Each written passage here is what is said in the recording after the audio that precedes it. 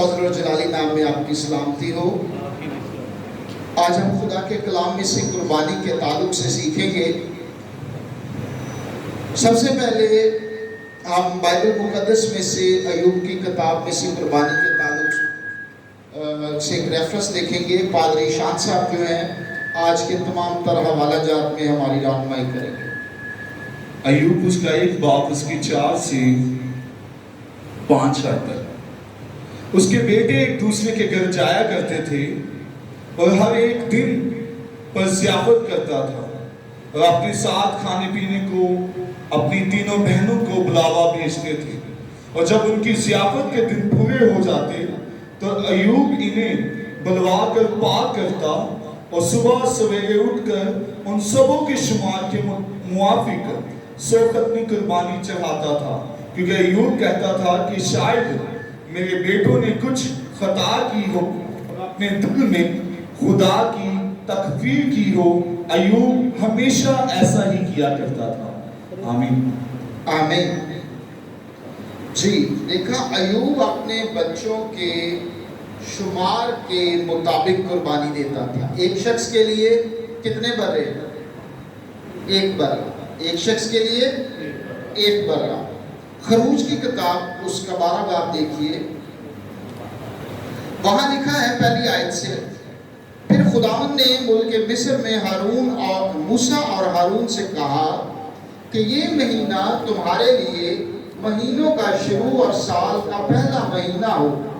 बस इसराइलियों की सारी जमात से ये कह दो कि इसी महीने की 10वें दिन हर शख्स अपने आबाई खानदान के मुताबिक घर पीछे 1 बर्रा ले। आमीन। आगे वाकया आप सारा जानते हैं।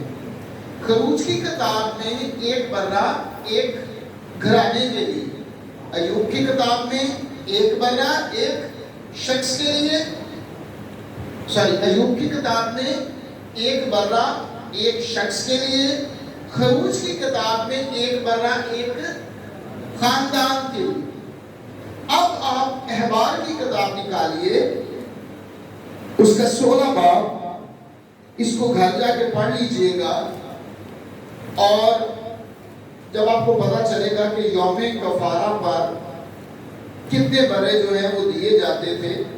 1 बर्रे पर हाथ रख के छोड़ दिया जाता था, दूसरे बर्रे को ज़िबा किया जाता और उसका खून जो है वो पाक तरीन मकान में छिड़का जाता।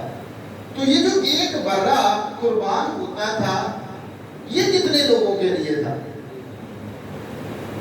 पूरी कौम के लिए, पूरी कौम के लिए। यानी एक कौम के लिए कितने बर्रे? 1 बर्रा। एक कौम के लिए 1 बर्रा। जल्दी से रिपीट करें, हमने आज जल्दी वाइंड अप करना है।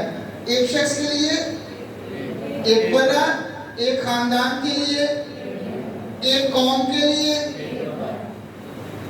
यूहन्ना की इंजील में क्या लिखा है? ये है खुदा का बर्रा जो जहान का गुनाह उठा लिए जाता है। हालेलुया।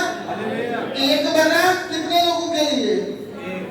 पूछे बोलिए, 1 बर्रा, 1 बर्रा कितने लोगों के लिए? पूरी दुनिया के लिए। 1 बर्रा पूरी दुनिया के लिए। अय्यूब की किताब में 1 बर्रा है एक शख्स के लिए, खरूज की किताब में 1 बर्रा है एक खानदान के लिए, अहबार की किताब में 1 बर्रा है एक कौम के लिए। जबकि यूहन्ना की इंजील में लिखा है कि 1 बर्रा जो है वो पूरी दुनिया के लिए है। हालेलुया। और मुबारक वो लोग हैं जो उस बर्रे पर ईमान लाते हैं, क्योंकि वही बर्रा ज़िबा किया हुआ बर्रा ही स्ताइश के लायक है, तमजीद के लायक है, इज्जत के लायक है, दौलत के लायक है। आमीन। अब सवाल ये है, इन दिनों में हमारे जो मुस्लिम बहन भाई हैं वो अपनी सुन्नत के मुताबिक कुर्बानियां गुजरान थे। کوشچن یہاں پہ یہ ریز ہوتا ہے کہ کیا ہمیں ان کی قربانیوں کا گوشت کھانا چاہیے یا نہیں؟ اہم سوال کہ کیا ہمیں اس گوشت کا حصہ بننا چاہیے یا نہیں؟ اس بات کو اگر آپ گہرائی میں سمجھنے سے پہلے میں چاہتا ہوں آپ اس کا جواب آپ کو میں دے دوں۔ اس کا جواب دو حصوں پر مشتمل ہے۔ جواب کا پہلا حصہ ہے کہ جی ہاں آپ کھا سکتے ہیں۔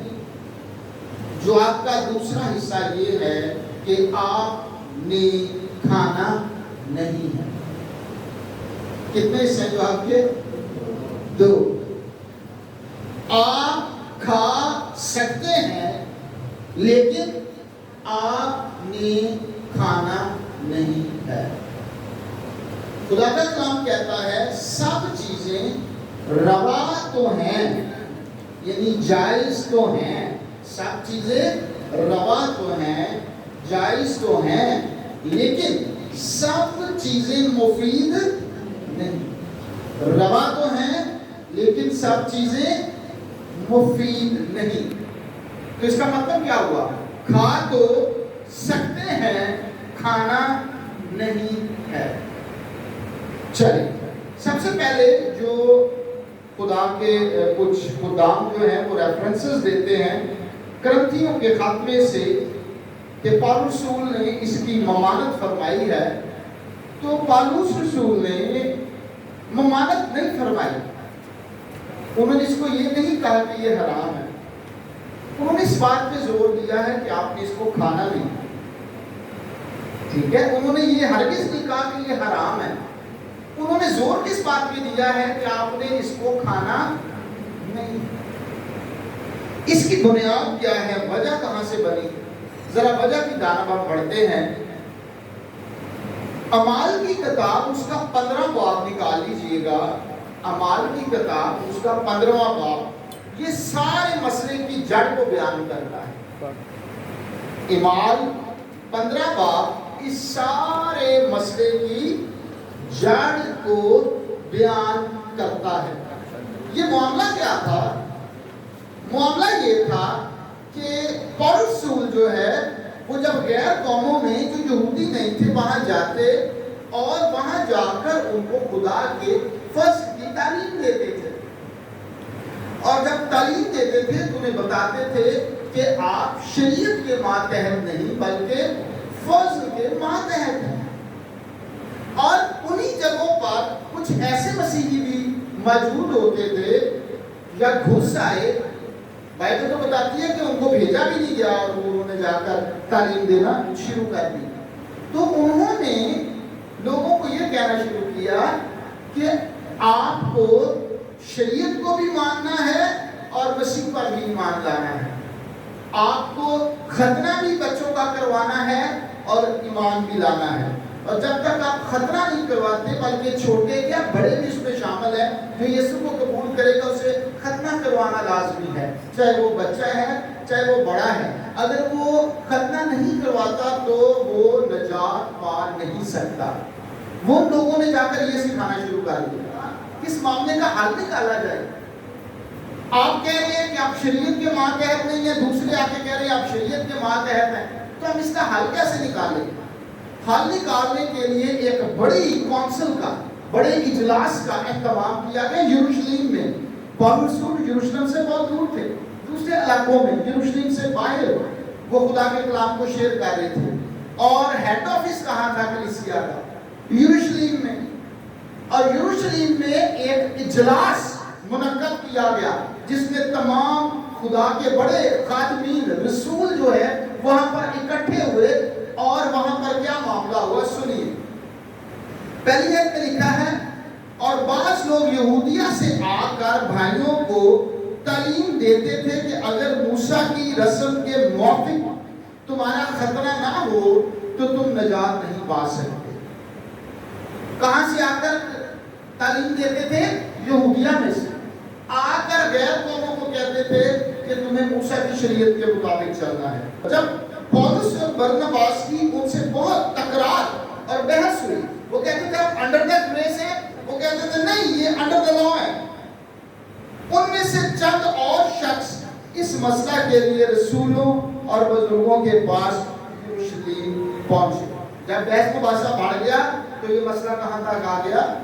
यरूशलेम में बुजुर्गों के पास, हेड्स जो थे जिनमें पतरस भी शामिल था। बस कलीसिया ने उनको रवाना किया और वो गैर कौमों के रजू लाने का बयान करते हुए फकीने और सामरिया से गुजरे और सब भाइयों को बहुत खुश करते गए। जब यरूशलेम में पहुंचे तो कलीसिया और रसूल और बुजुर्ग उनके साथ खुशी से मिले और उन्होंने सब कुछ बयान किया जो खुदा ने उनकी मार्फत किया था। मगर फरीसियों के फिरका में से जो ईमान लाए थे उनमें से बाज ने उठकर कहा उनका खतरा कराना और उनको मूसा की शरीयत पर अमल करने का हुक्म देना जरूर है। अब ये कौन से मसीही हैं? जो यहूदियों से कन्वर्ट हुए हैं, जो यहूदी थे और ईमान लाए। और यहूदियों का भी कौन सा वाला फिरका? जो कट्टर फिरका है। उन्होंने कहा नहीं, यीशु पर ईमान लाने से निजात है, लेकिन शरीयत को भी मानना पड़ेगा। और फिर क्या हुआ? बस रसूल और बुजुर्ग इस बात पर गौर करने के लिए जमा हुए और बहुत बहस के बाद खुदा के बड़े खालमीन, अजीम खालमीन रसूल वहां पर मौजूद है। उनमें बहस और टकरार जारी है इस मसले को लेकर कि क्या हम अंडर द लॉ हैं या अंडर द ग्रेस हैं। क्या अगर अंडर द ग्रेस भी हैं तो क्या हमें लॉ को फॉलो करना है या नहीं है। बहुत बहस के बाद पतरस ने खड़े होकर उनसे कहा, आए भाइयों, ये डिसीजन देने लगा पतरस, आए भाइयों, तुम जानते हो कि बहुत अरसा हुआ जब खुदा ने तुम लोगों में से मुझे चुना कि गैर कौमें मेरी जुबान से खुशखबरी का कलाम सुनकर ईमान लाएं और खुदा ने जो दिलों को की जानता है उनको भी हमारी तरह रूहुल कुद्स देकर उनकी गवाही दी और ईमान के वसीला से उनके दिल पाक करके हमने और उनमें कुछ फर्क ना रखा। बस अब तुम शागिर्दों की गर्दन पर ऐसा जुआ रखकर जिसको ना हमारे बाप दादा उठा सकते थे और ना हम खुदा को क्यों आजमाते। वो शरीयत की बात कर, हालांकि हमको यकीन है कि जिस तरह वो खुदावंद यीशु के फजल ही से निजात पाएंगे उसी तरह हम भी पाएंगे। आमीन। पतरस ने क्या फैसला दिया उनको? पतरस ने कहा कि निजात का जो ताल्लुक है वो शरीयत के साथ नहीं बल्कि फजल के साथ है। और जब आप फजल के मातहत होते हैं तो शरीयत के एतबार से मुर्दा होते हैं और अब आप शरीयत के मातहत ना रहे, शरीयत से छुड़ा लिए गए। अब ये मामला जब उसने ये फैसला सुना दिया तो वहां पर एक और खुदा का खादम और रसूल मौजूद था जिसका नाम याकूब है। और याकूब खड़ा हुआ, उसने देखा कि बहुत सारे यहूदी जो हैं वो उनको ये बात बड़ी कड़वी लगेगी क्योंकि वो मसीही भी रहना चाहते हैं और शरीयत भी नहीं छोड़ना चाहते। वो खतरे भी करवाना चाहते हैं, वो जो है बाकी कुर्बानियां भी देना चाहते हैं, वो और काम भी करना चाहते हैं और यीशु यीशु यीशु भी करना चाहते हैं। तो उसने कहा कि मुझे भी अपना इनपुट इसमें देना है, मैंने भी अपना डिसीजन इनके लिए सुनाना है क्योंकि जो बुजुर्ग याकूब थे उनका भी एक अहम रोल था कलीसिया के बुजुर्गों में।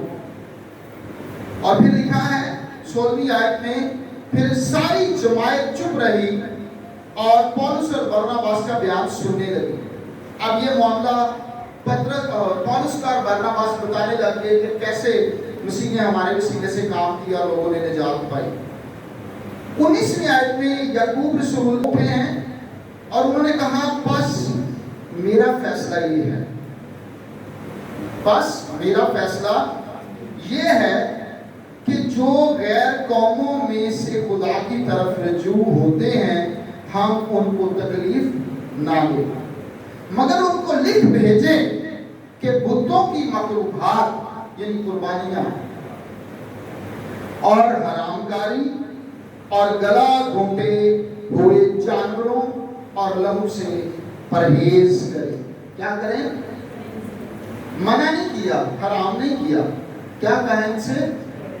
आगे जवाब दिया। कोई भी जुमला तब तक खत्म नहीं होता जब तक उसका एंड ना हो जाए। इसके आगे लिखा हुआ है क्योंकि। क्योंकि क्योंकि का मतलब क्या होता है? क्योंकि एक ऐसा लफ्ज है, अगर मैं आपको कहूं फलां काम आप करें, क्योंकि वजह किसमें बयान की जाती है? क्योंकि के बाद। अब वो ये तो कह रहे हैं आप परहेज करें, इन चीजों से परहेज करें, क्योंकि वजह ये है परहेज करने की वजह, तुम आजाद तो हो, तुम पर शरीयत लागू तो नहीं है। मैं तुमसे ये कह रहा हूं बुतों की मकरूहात से परहेज करो, खून से परहेज करो, गाल घोटे हुए जो जानवर का गोश्त है उनसे परहेज करो, ज़नाकारी हरामकारी से परहेज करो। तो गोश्त और ये चीजों का मतलब ये नहीं है कि तुम पर ये हराम है। इसकी वजह क्या है?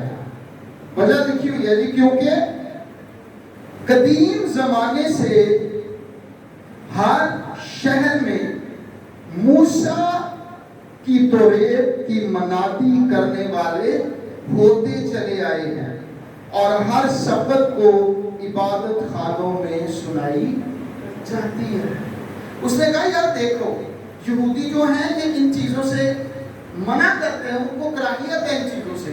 जहां जहां गैर कौमें बसती हैं वहां वहां यहूदी भी बसते हैं। तो जब गैर कौमें कहेंगी हम अंडर द ग्रेस हैं, हम अंडर द ग्रेस हैं, और वो हरामकारी करती हैं, या जो हालांकि जो सच्चा मसीही है वो इन चीजों से दूर रहता है, और अगर वो कुर्बानी का गोश्त खाते हैं तो यहूदी हर्ट हो, वो क्या है, वो ये बात उनको हर्ट करेगी कि ये भी मसीही होकर भाई कहलाकर तो कुर्बानी का गोश्त खाता है, वो बात उसको हर्ट करेगी। लिहाजा ये बात यहाँ पे क्लियर होगी कि सब चीजें रवा तो हैं, सब चीजें मुफीद। अब यहाँ पर एक लफ्ज हरामकारी का भी है, इसका मतलब ये आप इसको यूं नहीं दे सकते हरामकारी रवा तो है मुफीद नहीं, ठीक है।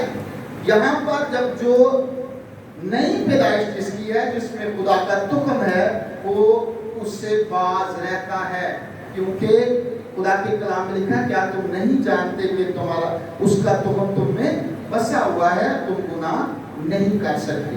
तो बेसिकली आगे जो चीजें हैं कि इनसे परहेज करो। और अगर इस एंगल में भी आप देखें तो अगर आप कहें कि तू ज़ना ना करना, क्या ये हुक्म आप पर लागू है? लागू है का मतलब होता है कि अगर आपसे कभी हो गया तो आपको जहन्नम में भेज दिया जाएगा। अगर उस सेंस में मैं आपको कहूं तो आपके ऊपर 10 के 10 हुक्म लागू नहीं होते, ठीक है। अगर इस एंगल में भी आप इसका जवाब लेना चाहते हैं तो वो जवाब भी मैं आपको देना चाहता हूं कि अगर तू झूठ ना बोलना, चोरी ना करना, जिना ना करना, बेगानी औरत की आरज़ू ना करना, बेगाने माल का लालच ना करना, आप कहते हैं मुझ पे लागू है? तो जवाब है जी नहीं। You are not under the law, you are under grace. तो फिर ग्रेस का मतलब है क्या मैं ये सारे काम करूं? तो जवाब है आप ऐसा नहीं कर सकते, क्योंकि आप नए तौर से पैदा हो चुके हैं, खुदा के अंदर बसता है और वही आपको कंट्रोल करता है। इसका जवाब खाने पीने की बात के मामले में बिल्कुल क्लियर है कि खाना पीना रवा है, खाना पीना रवा है, तो क्या खाना चाहिए? यही जवाब दिया ना उसने। रवा तो है, मुफीद नहीं है, खाना नहीं है। यरूशलेम के इजलास में क्या हुआ? उसने कहा रवा तो है, रवा तो है, खाना नहीं है। वजह क्या ना खाने? उसने बताया लोग हर्ट होंगे। और फिर आगे ये भी लिखा है, आगे जो उन्होंने खत लिख के भेजा, उसने कहा एंड में खत में लिखा हुआ है, ये इसी के आगे अगर आप पढ़ते जाए ना, इन आयत से आगे आप पढ़ें تو لکھا تم بتوں کی قربانیوں کے گوشت سے اور لہو اور گل گھونٹے ہوئے جانوروں اور حرام کاری سے پرہیز کرو، اگر تم ان سے اپنے آپ کو بچائے رکھو گے تو سلامت رہو گے۔ اس میں ہیلتھ ایشوز بھی ہیں، یہ جو باتیں انہوں نے کہی تھی ان کے ساتھ کہیں نہ کہیں ہیلتھ ایشوز بھی جڑے ہوئے تھے۔ تو انہوں نے کہا کہ تم بچ جاؤ گے، تمہاری ہیلتھ ٹھیک رہے گی اور تمہاری وجہ سے کوئی ہرٹ بھی نہیں ہوگا، تم سلامت رہو گے۔ آمین۔ اب جو خدا کرنتھیوں کے خط کی بات کرتے ہیں کہ پالوس رسول نے اس کی ممانت فرمائی ہے، تو پالوس رسول نے اس کی ممانت نہیں فرمائی، انہوں نے منع نہیں کیا، انہوں نے یہ نہیں کہا کہ حرام ہے، انہوں نے اس بات پر زور دیا ہے کہ آپ کی قربانی ہو چکی ہے۔ آمین۔ آپ کیوں اس کا انکار کرتے ہیں؟ اور یہ اس نے لکھا خدا کی بادشاہی کھانے پینے کے ساتھ اس کا کوئی تعلق نہیں۔ نکالیے میرے ساتھ ذرا پہلا کرنتھیوں اس کا 8 باب اور اس کی 8ویں آیت، لکھا ہے کھانا ہمیں خدا سے نہیں ملائے گا، کھانا ہمیں خدا سے نہیں ملائے گا، اگر نہ کھائیں تو ہمارا کچھ نقصان نہیں، اور اگر کھائیں تو کچھ نفع نہیں۔ آپ کی یہ آزادی جو ہے، آپ کی یہ جو فریڈم ہے، یہ دوسرے کو نقصان پہنچائے گی، وہ بھی ہرٹ ہوگا۔ وہ کمزور کرسچن ہے، اگر وہ میچور نہیں ہے خدا کے کلام میں، وہ یہی سمجھتا ہے کہ کھا لینے سے میں نجات کھولوں گا، اس کے سامنے ایسا کرنا یا اس کو بتانا کہ یہ بڑی اچھی بات ہے، unlimited grace، میں کھا سکتا ہوں، میں تو کھاتا بھی ہوں، تو وہ ہرٹ ہوگا۔ ٹھیک ہے، آپ کو اگر اتنا پتا ہے کہ میں کھا سکتا ہوں تو مجھے یہ بتائیے کہ آپ نے کھانا کیوں ہے؟ ایسی کیا وجہ سے کہ آپ کے پاس اتنے بھی پیسے نہیں ہیں کہ آپ پورے سال میں ایک دفعہ بکرے کا گوشت خرید کر کھا لیں؟ بڑا گوشت تو آپ کھاتے رہتے ہیں، کئی لوگ جو صاحب حیثیت ہیں وہ مٹن بھی یوز کرتے ہیں۔ تو اگر آپ سمجھتے ہیں کہ میں اس وجہ سے نہیں کھاتا، مہنگا ہے، کیا یہ آپ کے بچوں کے جو آپ کرتے ہیں بڑے بڑے پروگرامز، کیا ان میں جو پیسہ خرچ ہوتا ہے اس سے زیادہ مہنگا ہے 1 کلو کا گوشت ہے 2 کلو کا؟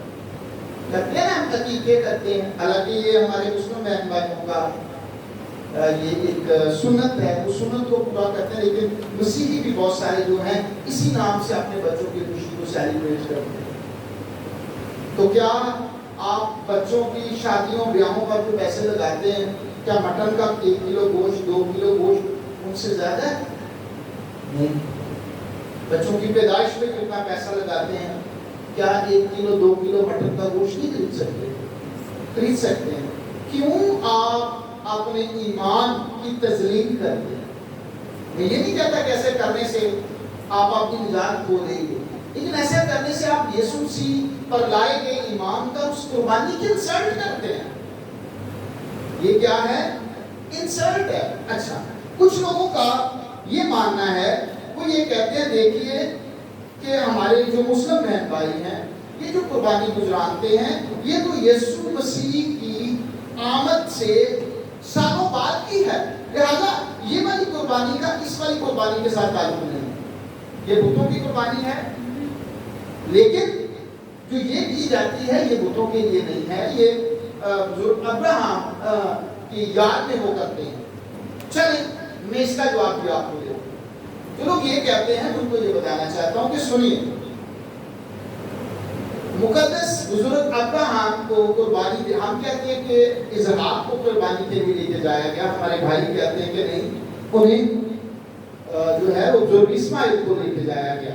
میں اس ٹیسٹ میں بھی نہیں پڑھنا چاہتا کس کو لے کے جایا گیا، میں صرف قربانی کو فوکس کرنا چاہتا ہوں کہ بزرگ ابراہم کو قربانی دینے کے لیے کہا گیا، اور وہ اپنے بیٹے کو لے کر چلا، اور پہاڑ پر جب اس کو باندھ لیا اور چھری نکال لی اور اس کو قربان کرنا چاہتے تھے، تو کیا ہوا؟ خدا نے کہا اپنا ہاتھ روک لے، اور پھر اس نے نگاہ کی تو ایک جاڑی میں ایک برے کو، مینڈے کو پھنسا ہوا دیکھا. تو خدا نے کہا کہ اس کو یہاں پر اس کی جگہ، اذہاب کی جگہ، ٹھیک ہے. یا کوئی بھی بیٹا، میں ان لوگوں کے حوالے سے بات کہہ رہا ہوں جو ڈیفر کرتے ہیں، کوئی بھی بیٹا اس کو بائبل مقدس اذہاب کے بارے میں بتاتی ہے، اس کو وہاں پر رکھا اس کی جگہ پہ، عوضی کے طور پہ. کس کے طور پہ؟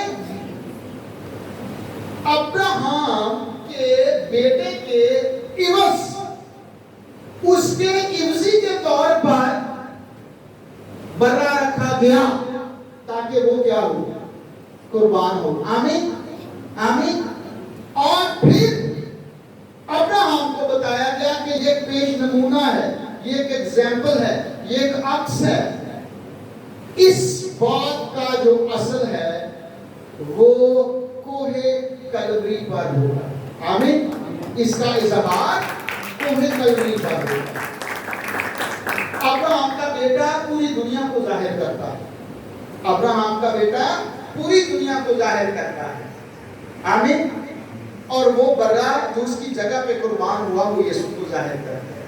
اور صلیب پر پھر وہی برا جو ہے پورے جہان کے لیے، پوری دنیا کے لیے قربان ہوا. آمین. اور اگر آپ یہ کہتے ہیں کہ اس میں جو قربانیوں کا ذکر ہے یہ تو بتوں کی قربانیاں ہیں، آج جو قربانیاں دی جاتی ہیں وہ فرق ہے. اور یہ خصوصاً ہمارے جو میں نام بھی لینا چاہوں گا، ہمارے جو کیتھولک بہن بھائی ہیں، یہ کیتھولک پریسٹ ہیں، وہ بالکل سریعان اس طرح کی باتیں کرتے ہیں. میں ان کو مخاطب کر کے یہ کہنا چاہتا ہوں خصوصاً کہ اس بات کو سمجھیں کہ اگر آپ کہتے ہیں یہ وہ قربانی نہیں ہے تو یہ جس قربانی کی یاد میں ہے وہ قربانی کوہ کلوری پر ہو چکی ہے. آمین. تو آپ کو یہ سمجھنا ہے کہ آپ یسوع مسیح میں آزاد کیے گئے ہیں. آمین. ہم کھا تو سکتے ہیں لیکن ہم نے کھانا نہیں ہے. آمین. خدا اس کلام کے وسیلہ سے آپ کو برکت دے. God bless you all.